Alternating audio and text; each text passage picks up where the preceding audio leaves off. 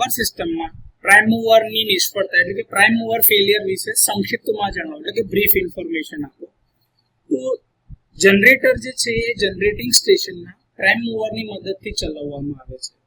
આ જનરેટર એટલે કે આપણા ઓલ્ટરનેટર છે એ પાવર પ્રોડ્યુસ કરે છે, ઇલેક્ટ્રિસિટી આપે છે, પરંતુ ઇલેક્ટ્રિસિટી આપવા માટે એને મિકેનિકલ ઇનપુટની જરૂર પડે છે, જે મિકેનિકલ ઇનપુટ એને પ્રાઇમ મૂવર દ્વારા આપવામાં આવે છે. આ પ્રાઇમ મૂવરમાં steam engine, steam turbine, gas turbine કંઈ પણ હોઈ શકે છે. જ્યારે કોઈ કારણસર આ પ્રાઇમ મૂવર ચાલતું બંધ થઈ જાય છે ત્યારે તે જનરેટર બસબારથી અલગ થઈ ગયું, કારણ કે એમાં ફોલ્ટ છે. તેથી બસબાર સાથે જોડાયેલા બીજા જે જનરેટર કે ઓલ્ટરનેટર હતા એના પરનો લોડ વધતો જાય છે.